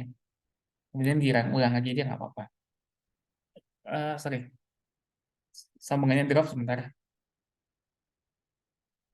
Oke, ini inputnya ada TalkBurst ya teman-teman. TalkBurst yang dibikin di atas ya. Ini ya. Sorry, di atas banget, TalkBurst yang di atas banget. Nah, TalkBurst tadi mengendalikan jumlah kata maksimal yang saya tampilkan. Jumlah kata maksimal saya tampilkan. Jadi, kalau kalian isi mintanya 50, tapi kalian TalkBurst ini cuma 10 kata, jadi dia harap ada banyak kata di sini gitu ya. Kayak gitu. Terus, tapi kalau teman-teman pengen lebih sedikit kata, saya misalnya di inputnya ada 1000 kata, cuma mau tampilin 30, ganti di sini aja gitu ya. Kayak gitu. Nah, ini pengen coba ini kalau dibikin nggak random, silahkan diganti true, nanti lihat apa hasilnya. Kalau pakai palet berikut, palet saya udah siapin ada 2 contoh, palet 2. Kalau mau palet 2, ganti aja palet 2 di sini. Nah, silahkan lihat hasilnya nanti seperti apa. Nah, oke, jadi bisa di-customize teman-teman tampilannya di area ini. Cuman batasnya ya kemampuan kita mencari sintaksnya apa biar hasilnya bagus. Nah, workout kedua lebih menarik. Nah, ini workout 2. Kayaknya lebih apa? Lebih menarik ya, lebih lebih cantik gitu ya tampilannya. Jadi ini kalau teman-teman suka lihat di jurnal-jurnal yang ya pakai text mining atau pakai yang analisis apa kualitatif, kadang-kadang ada workout-nya. Nah, ini bikinnya ya bisa dengan cara seperti ini. Inputnya dari TalkBurst. Kalau teman-teman eh yang bikin apa workout ya tinggal bikin aja tabel kayak TalkBurst tadi. Lihat TalkBurst itu tampilannya kayak apa. Ya, cuma bikin tabel kayak gini aja. Ada 2 kolom Word sama N. Kemudian tinggal upload ke dalam environment R, masukin ke fungsi workout 2. Keluar seperti ini. Oke, berikutnya lagi, kalau bigram gimana? Saya langsung agak cepat aja ya, biar nanti kita bisa sempat eh, mencoba lebih banyak contoh. Oke, ini agak panjang. Agak panjang. Ini baru, pertama kita ngitung dulu bigramnya. Kemudian berikutnya kita filter lagi, kita rubah menjadi graf. Jadi ada 3 langkah sebenarnya sebetulnya. Pertama kita hitung dulu. Kedua kita rubah ke dalam format grafik. Ini contohnya kalau teman-teman tadi mau mengaplikasikan perintahnya kelas bigram graph. Nah, ini fungsinya itu tadi bigram. Fungsinya kelas tadi itu fungsinya buat lihat ini objeknya apa sih sebetulnya. Nah, ini dia dari graph. Graph ini ada semacam format grafiknya di R. Format grafik di R yang bisa dipakai untuk misalnya semacam network analysis. Network analysis itu nanti ada namanya igraph. Nah, oke, kita langsung aja lihat hasilnya kayak apa sih. Nah, seperti ini. Jadi ini visualisasi dari diagram. Kamu bisa lihat bahwa ini sebetulnya kayak ya bigram cuman disambung pakai garis. Cuma ternyata ada lihat cluster di sini ada cluster ini adalah bigram bigram yang ternyata saling bersambungan. Nah, saling berhubungan. Nah, ini bisa jadi sesuatu yang menarik kalau kita mau meneliti mengenai keterkaitan antar eh, antar kata gitu kan.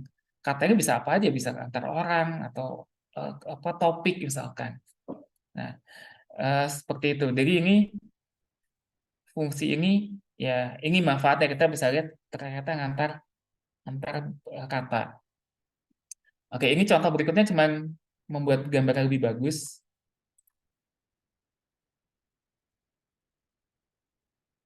Ya, cuma bagus dan tidaknya itu relatif teman-teman.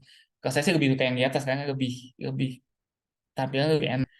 Bisa di kalau teman-teman klik zoom, ini bisa keluar ya zoom ya, tampil lebih besar gitu ya. Kadang lebih jelas dan bagus.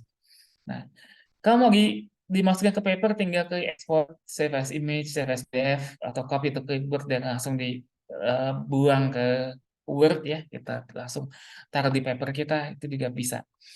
Oke, itu kemudian, nah udah itu yang bagian pertama teman-teman. Nah, tentang masukin data. Nah, ya teman-teman masih masih semangat mau dikit lagi mungkin saya kasih lihat mengenai yang sentimen analisis. Oke ya. Oke. Nah, ini buka yang sintaks kedua, script kedua, open file. Kita tadi cari ininya dulu, sorry. Sentimen analisis script. Nah, ini kita bisa, sorry, kita pakai datanya yang mv.csv, teman-teman bisa masukin dulu. Nah, ini misalnya teman-teman pusing nih, udah pusing kebanyakan objek nih. Kalau pusing bisa dihapus, klik klik sapunya, terus yes ya. Nah, tapi saya perlu memberikan satu fungsi dulu. Ini bisa disimpan. Kita udah selesai nih, kita udah oke, udah nganalisis, udah capek mau udahan, simpan dulu pakai ini. Nah, ini dia menyimpan environment-nya. Environment bisa kita simpan. Saya bisa kita kasih nama text mining, misalnya text 1 misalnya. Nah, ini dia menyimpan environment-nya. Menyimpan, saya hapus. Hilang, kita ngebuka lagi, nanti ada lagi gitu ya. Jadi ini penting. Jadi saya nggak apa saya mengajarkan menghapus, saya juga mengajarkan menyimpannya dulu. Biar nggak ya kita bisa nangis lah, kita udah ini ada yang misalnya kalau analisis topik modeling bisa running semalaman, terus tahu-tahu hilang kan kita bisa ya nangis lah. Itu pernah kejadian, saya pernah nyoba hilang, sebel banget yang ngulang lagi. Nah, jadi kita simpan ya kita bisa munculin lagi. Oke, udah kita input dataset yang baru lagi, mv.csv. mv.csv. Nah, ini adalah gabungan 3 film sebetulnya teman-teman. Jadi kita nggak cuma punya 1 film, tapi kita 3 film kita pengen sentimen analisiskan. Oke, kemudian sudah masuk kayak tadi ya, kita mungkin bisa langsung coba, sorry. Nah, kita gunakan yang sentimen analisis. Nah, teman-teman bisa kalau mau belajar lebih jauh, ini ada saya kasih link ini, bisa belajar di sini, sentimen analisis with tidy text. Nah, ini satu dari beberapa pendekatan text mining, sentimen analisis ya teman-teman. Ada pendekatan lain yang mungkin bisa lebih mudah atau mungkin ya lebih susah. Nah, kita coba yang tidy dulu. Kita pakai packages ini, tidy text, tidyverse, dplyr, sama text data. Sudah setelah diinstal, jangan lupa dipanggil, diaktifkan. Setelah diaktifkan, teman-teman lihat di sini kita sudah menginput datanya mv.csv, kita tokenize dulu kayak tadi, tokenize. Nah, cuman kalau teman-teman mau bandingkan antara yang tadi single filenya dengan single review versus multiple review, ini nganalisisnya gimana? Ada group by title. Kalau tadi yang sebelumnya kan nggak ada group by-nya, nggak ada. Pas Unless token ini tadi langsung. Nah, jadi kalau dia satu file isinya multiple source ya, ada lebih dari satu dokumen, lebih dari satu kumpulan ya, mungkin kayak buku gitu ya, ada 2 atau 3 buku atau lebih di situ, kita bisa group by title dan baru kita Unless tokens. Oke kan? Nah, kemudian kita untuk sentimen analisis ada banyak pendekatan. Salah satu pendekatannya adalah menggunakan lexicon based sentiment analysis. Apa itu lexicon based sentiment analysis? Ini adalah sentiment analysis yang menggunakan kamus yang berisi mengenai nilai sentimen dari suatu kata tertentu. Nah, kita menggunakan NRC. Saya udah nyiapin nrc_all.csv di data sini. Di depannya ini. Teman-teman jangan lupa upload. Ini bisa kita dapatkan sih sebetulnya lewat si tidy ini. Cuman untuk mempersingkat waktu saya udah nggak saja. Ini kalau teman-teman pengen dapetin sendiri, pengen nyoba sendiri dapetin leksikonnya, ini diaktifin aja kode-kode ini. Ini jangan. Nah, oke, terus ini udah.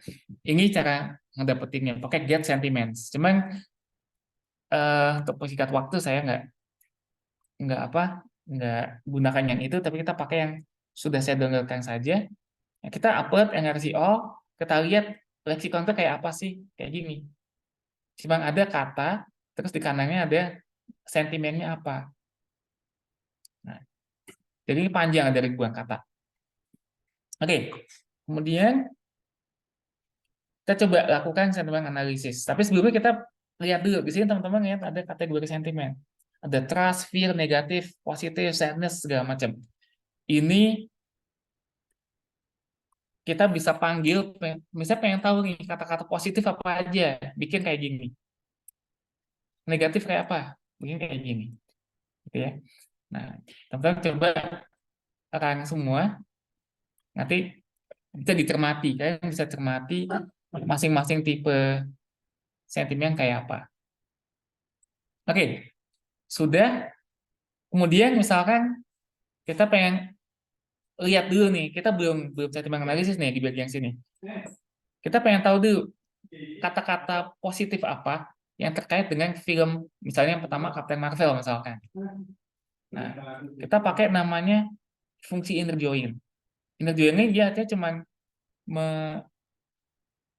dia memfilter kata-kata dari review Captain Marvel yang ada di daftar positif. Nah, nanti kelihatan isinya. Seperti ini. Kemarin lexicon based sentiment analysis adalah kata-kata yang ada di review tapi ada di dictionary emosinya, dictionary sentimennya, dia akan dianggap positif gitu ya. Nanti kita akan melihat di sini nilai sentimen dari suatu review sangat ditentukan oleh kata-kata apa yang ada di dalamnya, yang belum tentu mewakili opini atau sentimen dari si reviewernya. Makanya butuh data cleaning yang lebih detail. Ini kita tidak lakukan karena waktunya terbatas ya. Nah, oke. Ini kalau teman-teman pengen kerjakan yang bawahnya boleh. Ini cobain aja semua. Jadi fungsinya sama, dia menampilkan kata-kata di setiap yang memiliki yang ada dalam daftar positif, negatif, atau ini kerjain semua. Oke. Kalau sudah, bisa lihat satu-satu ya, teman-teman bisa lihat masing-masing aja nanti gimana hasilnya. Nah, terus sentimen analisisnya di mana? Di bagian ini. Kalau tadi kita baru lihat dari setiap film kata-kata apa yang berasosiasi dengan sentimen positif, negatif maupun dengan emosi khusus kayak percayaan, kebencian dan lain sebagainya, itu nanti bisa kita pisahkan dengan yang tadi yang baru saya katakan. Nah, yang ini yang saya highlight ini akan menghitung sentimen dari setiap review. Contoh ini. Nah, ini adalah setiap baris adalah satu review. Di sini kita bisa lihat hasilnya. Review 1. Di sini ada satu kata negatif, satu kata positif, dan udah nggak ada kata-kata yang lain yang masuk ke anticipation, joy, sadness, trust, dan anger. Tapi di review 2 ada cukup lengkap dan seterusnya. Kalau pengen lihat lebih detail, di sini ada diobjekkan sentimen. Sentimennya adalah selisih antara positif kurang negatif. Jadi pengen lihat sentimen review 1 sentimennya positif atau negatif. Kalian bisa lihat di sini sentimennya 0, netral. Review 2 negatif 1. Review ini yang berapa nih? Review 8, positif 12. Nah, kalian bisa bandingkan dengan actual kalimatnya. Jadi apa actual kalimatnya? Nanti kalian bisa lihat benar nggak hasil penghitungan nilai sentimennya ini. Akurat nggak gitu ya. Kalau nggak akurat berarti ada kata-kata yang harus kita perbaiki lagi di Stockbirds-nya. Oke, kemudian ini tidak terlalu informatif. Kita harus lihat tabelnya, pusing lah. Lebih baik kita gambarkan saja dalam bentuk graf. Nah, kita pakai di sini ggplot lagi. Ini menunjukkan distribusi review dari ketiga film dalam satu gambar. Kelihatan di sini ada beberapa yang negatif, beberapa yang positif. Nah, oke, sebentar saya merespon dari Kak Ratu dulu. Mau bisa penggunaan bahasa Indonesia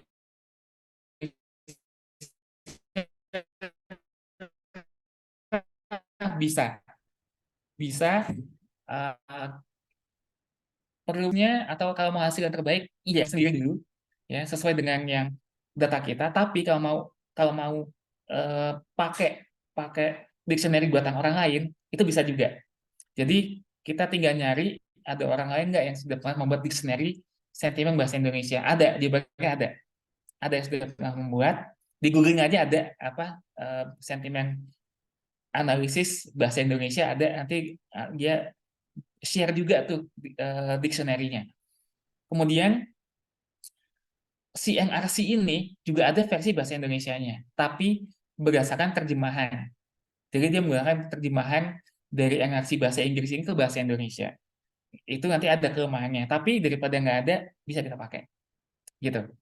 Jadi kategorisasi tidak bisa dikategorikan secara langsung. Jadi peran kita sebagai peneliti, kalau kita pengen bikin sendiri kategorisasinya, kita harus turun tangan membuat dictionary-nya. Jadi itu salah satu tugas tambahan kita kalau mau bikin sendiri, gitu ya teman-teman. Nah, oke, itu semoga menjawab Kak Ratu. Kemudian ini distribusinya, kita bisa nanti pakai buat descriptive analysis gitu ya. Nah, itu ya Pak, ini menunjukkan review-reviewnya cenderung positif. Artinya rata-rata responden, rata-rata reviewer gitu ya, ini punya persepsi positif terhadap film yang dalam review kita ya. Ini film box office gitu ya. Lumayan laris sehingga ya wajar kalau reviewnya cenderung positif. Cuma ada yang negatif-negatif nih. Nah, mungkin kita pengen penelitian kita angle-nya adalah menganalisis apa sih yang buat orang mereview negatif. Nah, itu mungkin kita bisa selidiki ini, review-review negatif ini. Nah, oke. Kemudian untuk descriptive analisisnya, kita mungkin juga pengen melaporkan mean sentiments-nya. Kita bisa menghitung nilai mean-nya. Nah, ini agak sedikit jelimet di sini, tapi kita coba lihat.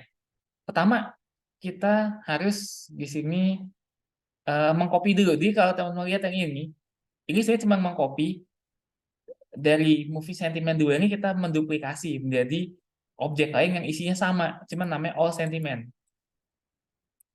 Kenapa kita duplikasi? Karena kita mau modif isinya. Kadang-kadang best practice-nya adalah kalau kita main data beginian, kita jangan merubah di dokumen induknya, kita bikin copy yang ini, kita rubah-rubah di situ gitu ya. Nah, jadi di sini kita pengen rubah title-nya as faktor. Jadi kalau teman-teman familiar dengan measurement ya di survei, ada 3 atau 4 level measurement, ada kategorikal atau nominal, ada ordinal, ada interval dan rasio. Nah, di sini level pertama yang kategorikal. Di judul itu adalah kategorikal variable. Nah, kita harus harus membacanya sebagai categorical variable supaya nanti bisa dihitung ya, kita bisa melakukan perhitungan di situ. Nah, oke, kita pengen mengeluarkan nilai min sentimennya. Min sentimennya. Ini kita hitung di sini ya, kita perintahnya agregat all sentiments agregat berdasarkan judul film ya, kemudian dihitung minnya. Jadi ini arti dari baris ini. Nah, oke. Kemudian kita lihat nih hasilnya means. Nah ini ada group title. Nah di sini kalau teman-teman pengen apa ya, biasanya kadang kalau agak OCD gitu ya, ada merasa nih kayaknya kebanyakan, ada yang saya nggak butuh nih informasinya, saya pengen buang. Kita nggak butuh ini grup 1, 2, 3 nih, nggak perlu, kan udah ada title kan. Buangnya gimana? Buangnya pakai ini ya. Oke, kita run dulu dua ini ada means kemudian kurang siku koma minus 2. Ini artinya kita hanya akan mengkeep semua baris. Ingat di sini ada yang apa nih, kayak white space gitu ya, kayak nggak ada, pokoknya kayak white space koma, ini referensi baris versus kolom R, C. Jadi di sini saya teman-teman isi 10, ini berarti dia akan mengambil baris 10 tapi tanpa kolom 2. Jadi baris 10 kolom 1 saja. Kalau pengen semua barisnya diambil, berarti dikosongkan. Nah, ini maksudnya gini. Nah, udah, nanti lihat hasilnya lagi. Oke, nah dikit lagi. Ini bisa cepat. Oke, kemudian kita pengen membuat ini lagi, visualisasi lagi. Oke, pertama kita rubah dulu nih. Ini tampilannya seperti ini. Kita pengen membuat gambar, cuman untuk membuat grafnya, dia hanya bisa menerima format tertentu yang tidak seperti ini. Kita gunakan si perintahnya melt. Nah, dia pengen tahu kayak apa ya, nggak usah dipusingkan, coba aja lihat hasilnya. Melt itu hasilnya kayak gimana sih? Ya, kayak gini. Jadi dari format atau horizontal kita bikin dari semacam vertikal gini lah. Nah, itu melt fungsinya itu. Oke, sudah seperti ini bisa kita gambar. Kita masukin ke ggplot untuk kita bikin visualisasinya. Nah ini kita bisa melaporkan sebetulnya setiap film ini ya, sebetulnya sentimennya gimana sih? Nah kita bisa lihat ternyata, ternyata sentimen untuk ketiga film ini yang paling positif, yang sentimen paling tinggi itu 2 film, Lion King sama Captain Marvel. Endgame ya masih positif, cuman ya nggak setinggi 2 yang lain. Terus di sini distribusi jumlah kata-kata yang mewakili setiap kategori emosi. Di sini paling banyak mengandung kata-kata trust. Nah, ini entah film Endgame sama Captain Marvel. Lion King ada yang lumayan banyak. Interpretasinya kira-kira seperti itu, teman-teman.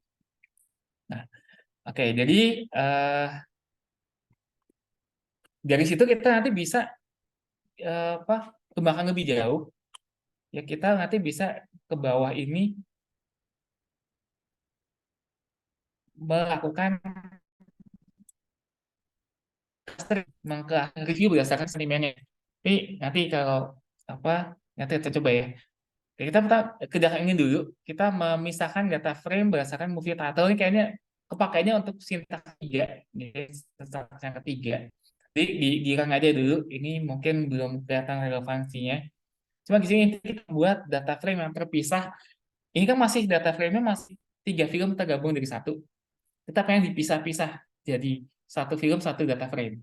Nah, misalnya gimana, ini saya kasih caranya seperti ini. Ya, tinggal tiris saja untuk nanti teman-teman kalau misalnya ada kebutuhan seperti itu.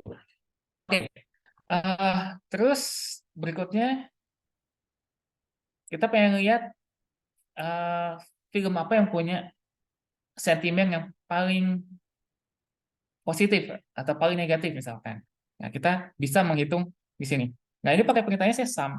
Kalau teman-teman pengen menghitung di sini bukannya sentimen, tapi dari yang lain, misalnya dari fear, discuss, ini tinggal ganti aja. Ini operator dollar ini menunjukkan kolom, teman-teman. Ini adalah kolom. Jadi kalau teman-teman iseng nih, ngetik nama data frame, sentiment underscore capmar. Kemudian ketik dollar. Nah, itu ada daftar kolom. Jadi dolar ini, teman-teman kalau penasaran ini apa, ini mewakili kolom, gitu ya. Nah, oke, udah teman-teman bisa run ini, dia menghitung menjumlahkan nilai dari kolom yang kita pilih tadi nih. Ya, tadi saya pakai sentimen ya. Nah, saya pengen tahu nih, sentimen dari masing-masing film ini gimana sih? Nah, total sentimennya, total nilai, total skornya. Kalau kita pengen lihat, oke, jadi secara overall dari sebuah data yang kita punya, skor paling tinggi siapa yang pegang? Oh, kita bisa bandingkan 3 skor ini, siapa yang paling tinggi. Itu manfaatnya seperti itu. Oke, udah, nah nanti masih ada bonusnya ini nggak manual, kita bikin bikin ini lagi, bikin graf lagi, nah seperti ini. Jadi dari pertama kita hitung, kedua kita combine ke satu data frame lagi, ketiga kita visualize di bar plot. Nah, ini jadi kalau teman-teman yang lihat visualisasinya gini caranya. Oke, yang ini menunjukkan atau menampilkan nanti positif negatif burst dalam review. Jadi kita coba lihat di sini, sorry kalau lihat ketemu seperti ini jangan panik teman-teman. Jadi ini bukan error, dia cuma memperingatkan. Ini ada manajemennya relationship between X dan Y. Jadi sepertinya ketika package-nya diupdate sama pembuatnya, dia membuat fungsi yang apa yang lebih advance. Kalau dia manajemen relationship itu kita harus atau sebaiknya menambahkan set relationship.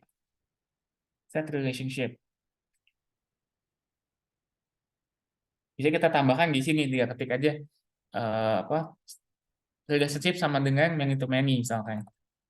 Di sini saya coba many to many misalkan. Tapi diabaikan juga nggak apa-apa. Ini tetap jalan, cuma dia cuma ngingetin aja sebaiknya gimana. Oke, ini kayaknya saya agak salah nih. Nah, agak salah, nanti saya coba lihat gimana akomodir peringatannya. Ada, cuma kadang-kadang kalau lagi gini kita suka salah ketik sedikit koma atau spasi ya, saya coba lihat ya. Oke, kalau sudah kita visualize lagi, nanti jadinya semacam workout. Ini bukan workout, ini masih yang sifatnya kayak apa chart ya, bar chart ya. Nah, oke, terus berikutnya gimana? Tadi saya sering mengatakan kalau data kita mungkin harus kita bersihkan lagi. Kita pengen bikin custom stock birds. Kayak tadi ini misalkan saya mencontohkan ada kata-kata seperti Fury, Marvel, Captain yang punya konotasi sentimen. Yang ini harusnya kita hapus. Kita pengen tahu sebetulnya opini orang tentang filmnya seperti apa. Jadi betul-betul kita pengen keep hanya kata-kata sifat aja yang digunakan orang untuk mendeskripsikan film itu. Dan mungkin kata-kata benda yang mewakili misalkan fitur filmnya. Nah, jadi kita harus menghapus kata-kata seperti ini, kayak nama orang yang punya konotasi positif atau negatif. Nah, ini saya mencontohkan ini. Kita bikin custom stock words, kita run, kemudian nanti bisa teman-teman coba ulang lagi. Jadi ini kita harus ulang lagi dengan mengulangi lagi prosesnya dari atas ya. Kalau ingat tadi dari Ernesto ke atas, nah itu kan tadi saya pakai stopbox yang asli, bukan yang custom. Nah, kita pengen pakai custom stopbox, berarti otomatis ulang lagi dari atas ya teman-teman. Nah, ini saya kasih contoh aja satu aja nih. Ini baru sampai hasil tokenisasinya. Kalau pengen dapat gambar-gambarnya, hitung-hitungannya kayak tadi di atas, ulang lagi yang di atasnya. Gitu. Oke. Ini saya udah kasih contoh, jalankan lagi baris 178 sampai 193. Oke. Jadi pokoknya dari yang yang inputnya adalah tadi reviews ini. Oke, lanjut ya, saya mungkin waktunya tinggal udah lewat juga, takutnya teman-teman ada kegiatan. Saya tunjukin itu comparison chart. Ini tanggung. Nah, comparison chart mirip bercloud, cuma kita bisa mengatur penempatannya. Jadi di sini yang positif ngumpul sama yang positif, negatif ngumpul sama yang negatif. Nah, jadi di sini caranya adalah pertama kita pakai ini tadi sentimen. Jadi saya pakai leksikon Bing. Kalau tadi yang di atas NRC. Kalau di sini kita pakai leksikon berbeda namanya Bing. Bing ini cuman ada positif negatif. Positif negatif. Nah, di sini kita setelah kita pakai leksikon Bing, kita panggil, kita aplikasikan, ya, kita hitung kata-kata yang sesuai sentimen leksikon Bing, kemudian kita coba di sini pakai perintah akas ini, kita semacam kita atur ya, kita mengatur penempatannya. Jadi kata-katanya dikelompokkan sesuai sentimennya, yang positif sama positif, negatif sama positif, negatif sama negatif. Setelah itu kita gambar, ini digambar pakai comparison chart dengan 100 kata. Kalau cuma 50 ya ganti aja di sini 50 ya. Nah, oke. Terus ini buat yang semua film. Kalau pengen yang masing-masing film, teman-teman bisa di sini lihat tambahkan filter aja title sama dengan judul filmnya. Kalian bisa aktifkan ini. Oke, ada pertanyaan teman-teman? Yang terakhir sebetulnya itu clustering, bisa dicoba sendiri teman-teman. Cuman mungkin saya kasih sedikit clue aja menjalankan yang clustering by sentiment. Jadi clustering by sentiment ini dia menganalisis data review. Nah, di sini kita menggunakan ya Euclidean distance ya.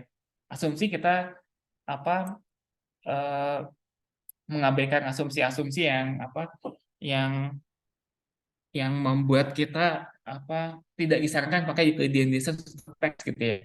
Tapi ini mensimplifikasi aja. Nah, kita bisa melakukan cluster analysis pakai teks. Kita tetap caranya sama, kita bikin distance menghitung distance-nya dulu gitu ya. Cuma di sini mungkin saya perlu menyampaikan teman-teman membutuhkan, kalau tadi kita membuat yang di sini nih, yang sempat saya bilang, membuat separate data frame by movie title. Nah ini, kalau teman-teman sudah lakukan ini, teman-teman bisa menjalankan ini. Karena objeknya sudah ada. Nah, teman-teman kalau penasaran, bisa coba sendiri ya. Coba sendiri. Nanti kalau ada pertanyaan, boleh tanya-tanya saya silakan. Nanti boleh ke email saya bisa arga.hanata@gmail.com, nanti saya tulis di chat ya. Ada yang mau tanya. Oke, itu aja mungkin Bu Titin. Mungkin ada pertanyaan lebih jauh, silakan. Baik, terima kasih Pak Arga. Bagaimana Bapak Ibu? Apakah ada pertanyaan dari yang disampaikan Pak Arga? Ya, mungkin sambil menunggu ya. Kalau sampai titik ini berarti mungkin fungsinya masih hampir sama dengan NVivo mungkin ya Pak Arga ya. Text miningnya. Kalau sampai yang tadi dijelaskan ya, mungkin kalau teman-teman yang Iya, betul. belajar sentimen itu mungkin bisa pakai software diction ya, tapi software diction itu setahu saya tidak gratis. Jadi kalau misalnya R ini kita bisa manfaatkan untuk sentimen analisis ya, ini lebih baik, cuma mungkin kurang user friendly gitu ya Pak Arga ya. Karena mesti Iya, menggoogling betul. Jadi kodnya kelemahannya memang begitu ya. betul. Iya, betul. Tapi biasanya sudah ada yang bikin, cuma tinggal kita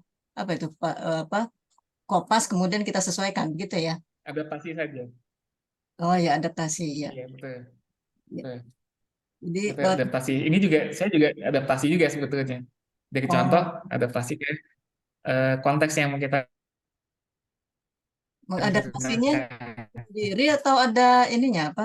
Berarti baca lagi di Ya. panduan atau Ini gimana? sebetulnya dibanding, sorry gimana Bu Oh Desi? ya, mengadaptasinya maksudnya gimana? Apakah kita coba-coba sendiri Oh, atau baca panduannya atau gimana? iya, jadi maksudnya gini, adaptasi biasanya lebih ke apa? Mengadaptasi inputnya. Jadi kita punya input datanya apa, kemudian kita kadang hanya perlu merubah, mengolah supaya input data yang kita punya ini cocok dengan sintaks. Jadi kalau kalau Bu Desi misalnya punya data dalam bentuk misalnya PDF, misalnya cuma mau pakai yang pakai tadi teks ini, nah tinggal tantangannya gimana merubah dari format PDF ke format yang mirip dengan input yang kita pakai hari ini. Jadi kita bisa tinggal kita rubah di inputnya, mungkin sistemnya bisa kita jalankan. Atau misalnya kita eh, tinggal merubah namanya, nama nama apa Hmm. nama datanya, data frame-nya apa misalnya, kayak gitu. Jadi itu yang bisa kita lakukan. Jadi dari fungsi-fungsinya tadi sebenarnya bisa kita adaptasi, tinggal misalnya yang mungkin beda adalah tadi input datanya aja seperti itu. Dan memang sebetulnya text mining mirip dengan kualitatif. Jadi kualitatif ini sebetulnya juga menggunakan metode yang sama dengan text mining, hanya dia biasanya kalau kualitatif kan datanya lebih sedikit, gitu ya, lebih sedikit. Nah, sehingga ketika kita misalnya pakai data yang banyak banget di Envivo mungkin agak lambat. Kalau R bisa lebih cepat gitu, dengan spek komputer yang relatif kita punya gitu. Jadi nggak harus yang advance banget. Dan yang paling benefitnya adalah dia gratis. Artinya Envivo kan mahal ya. Mahal Iya, sekali gitu ya. iya, Nah, iya. kalau ini terjangkau kayak gitu. Oke. Ya, jadi ini memberikan alternatif ya. Misalnya salah satu penelitian terbarunya Pak Arga, belum tahu apa sudah publish atau belum ya Pak Arga, tentang persepsi masyarakat tentang ESG gitu ya Pak Arga ya kalau nggak salah ya. Oh iya, iya itu masih apa kemarin apa di review terus harus diperbaiki, dan terus Hmm. tim apa ketua timnya masih sibuk jadi belum lanjut lagi. Ya, Betul. berarti ESG-nya ini bukan kita ambil dari apa indeks yang sudah ada, tapi kita kembangkan dari yang dibicarakan itu apa di masyarakat gitu ya, environmental apa, sosial apa, governance apa. Nah itu silakan teman-teman ya. Jadi ini banyak peluang di akuntansi karena memang akuntansi kan biasanya menganalisis disclosure ya berupa kata-kata. Nah ini yang mungkin perlu apa bisa kita explore lagi ya. Silakan mungkin ada yang mau bertanya lagi sebelum kita akhiri. Silakan Bu Titin. Iya, terima kasih Bu Desi.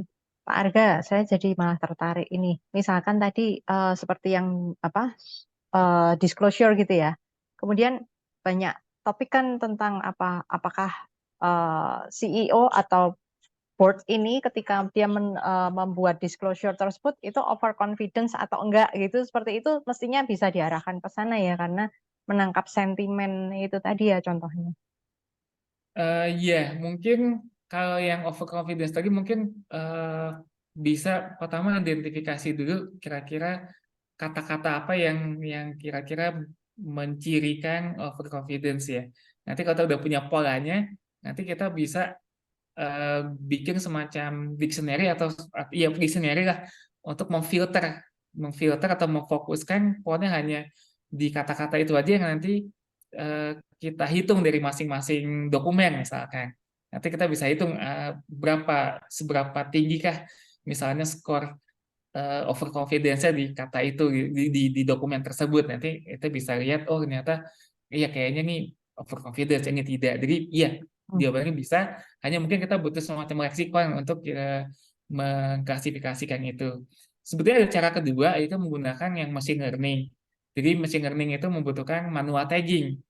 Jadi misalnya Bu Titin datanya misalnya apa dari masing-masing dokumen dibikin coding dulu kayak kualitatif, coding oh ini overconfidence, ini tidak. Nah, ini setelah punya cukup banyak data yang di coding, nanti dimasukin ke machine learning, nanti bisa kemudian si algoritmanya memilah kira-kira dokumen mana yang kategorinya overconfidence, mana yang tidak. Nah, dari situ bisa di breakdown lagi kata-kata apa yang kira-kira mencirikan overconfidence dan tidak. Itu apa yang mungkin bisa dilakukan seperti itu. Oke, baik. Jadi kebayang ya, kita bisa mengkombinasi penggunaan R ini dengan misalkan NVivo seperti itu ya Pak ya, untuk bisa apa? Tadi saya bayangin kalau kita menyusun leksikon sendiri kan apa ya, validitas dan reliabilitasnya dipertanyakan gitu kan, atas dasar apa yang memasukkan kata-kata itu gitu. Tapi kalau dibantu dengan machine learning tadi mungkin akan lebih terbantu gitu, jadi bisa menangkap kata-kata yang mungkin muncul gitu ya dari sana. Oke, Iya, baik. mungkin bisa diambil dari apa literatur mungkin ya untuk bikin Hmm. dictionary-nya itu nanti tinggal dimasukin aja. Oh ya, Nanti jadi bisa membantu sedikit lah. ya, baik. Terima kasih. Bagaimana teman-teman, Bapak Ibu, ada pertanyaan atau tanggapan atas apa yang kita pelajari hari ini? Ya, mudah-mudahan semuanya pusing dan penasaran ya. Satu lagi mungkin sebelum kita akhiri ya, FMIPA itu juga punya S1 Data Science dan mereka juga ingin bekerja sama dengan program studi yang lain ya karena bersifat multidisiplin. Kemungkinan kita juga bisa kembangkan misalnya CEO overconfidence tadi dilihat dari entah postur tubuhnya atau apa mukanya ya facial postur mukanya gitu ya yang ada di laporan tahunan sehingga kita bisa lebih kuat ya selain dari kata-kata juga misalnya dari postur muka atau segala segala macam yang menjadi korpus diambil dari data big data yang ada ya. Sehingga bisa lebih kuat dan menunjang dan teman-teman mungkin tidak perlu takut misalnya di apa ditolak proposalnya karena pengukurannya kurang kuat misalnya seperti itu ya. Jadi mungkin dengan big data ini membuka peluang-peluang lain ya untuk pengukuran bagi penelitian di dunia akuntansi. Mungkin begitu saja. Terima kasih Pak Arga dan Bu Titin. Ya, Terima terima kasih kasih Ibu Desi dan Bu Bu Titin. Desi, Pak Arga. Juga tadi kesimpulan Bu Desi sekaligus menutup gitu ya Bu ya, tidak perlu saya simpulkan lagi. Terima kasih sekali lagi untuk Pak Arga yang bersedia untuk sharing gitu ya informasi ilmu yang berguna buat kita, walaupun tadi mungkin teman-teman juga agak wah ini apa ini banyak bahasa pemrograman gitu ya. Tapi kalau memang kita minatnya di sana, nggak mustahil untuk kita pelajari lebih lanjut. Terima kasih sekali lagi Pak Arga dan Bu Desi. Bersama mungkin Bu Titin. Foto Ya, bersama dulu yang tersisa ya, ya. ya. Oke, baik teman-teman. Mohon untuk mengaktifkan kameranya dan kita akan foto bersama. Saya minta tolong Mas Heri. Masih Oke, ada Bu. Mas Heri? Ya, terima kasih. Oke, 1, 2, 3. Sekali lagi 1, 2, 3. Oke. Oke, Sudah terima semua ya? Oke. Terima kasih banyak Terima kasih. Pak Arga, Bu Desi. Selamat sore Terima kasih kembali. teman-teman. Ya, sampai Terima kasih ketemu di teman-teman. diskusi PPIA yang lain yang akan datang. Terima kasih.